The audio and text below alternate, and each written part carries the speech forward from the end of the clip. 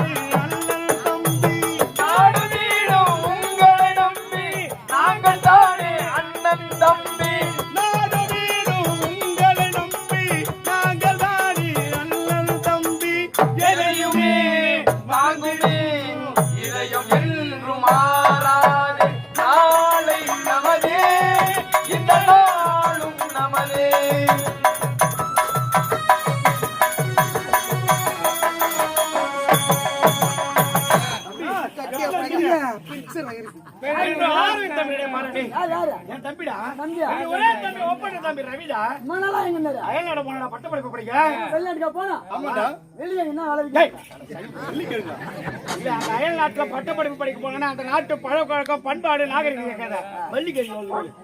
ஏண்டா ஒரு வெள்ளியில ஒரு தங்கத்தை பத்தி கேட்டா பரவாயில்ல, என்ன வேலை போகுதுன்னு கேட்டா பரவாயில்ல, பள்ளிக்கிழமை சொல்றேன் அந்த அளவுக்கு வசிக்கல எல்லா படிப்பு எல்லாம் படிச்சு முடிச்சிட்டேன். எல்லா மொழியும் தெரியுமா? கன்னடா எல்லாமே ஹிந்தி தெலுங்கு எல்லாம் தெரியுமா? தெரியும்டா.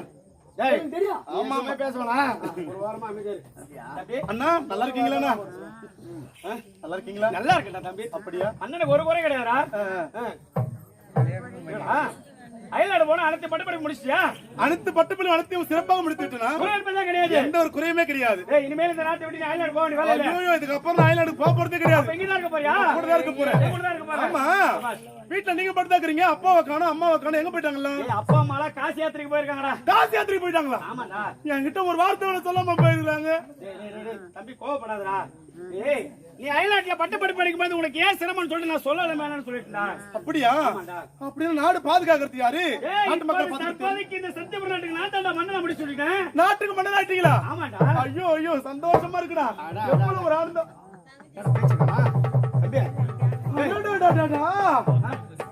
ஐயோ, என்ன ஒரு அழகு, என்ன ஒரு அழகு. ஆஹா, இதுவரை இப்படிப்பட்ட அழகு நான் பார்த்ததே கிடையாது. நான் அயல் நாட்டுக்கு போகும்போது இது போல சிலையெல்லாம் பார்த்ததே கிடையாது. எப்படி அரண்மனையில சிலை வந்ததுங்க? சிலை இல்லையா? ஐயோ, அதோட இடையழகு என்ன, தொடை அழகு என்ன, உதடு அழகு என்ன.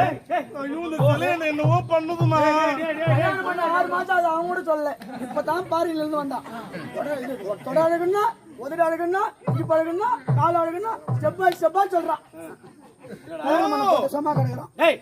அண்ணா, எனக்கு இப்பதான் புரியுது. தம்பி அயல் நாட்டுல இருந்து வரான், அவனுக்காக பரிசு கொடுக்கலான்னு இந்த சிலையை வடிச்சு வச்சிருக்கீங்க. ஆமா, எவ்வளவு அழகா இருக்குண்ணா. அண்ணா, எனக்கு ஒரே ஒரு உதவி பண்ண. இதுக்கு அப்புறம் இந்த சிலை இங்க இருக்கவே கூடாது. இதுக்கு அப்புறம் இந்த சிலை என் படுக்கறையில இருக்கும். என் பெட்ரூம்ல இருக்கணும். சொன்னா டேய். ஏன் தெரியுமா? நான் படுத்து தூங்கும் போதும் இந்த சிலையோட முகத்தை பார்த்துட்டு தான் நான் தூங்கணும்.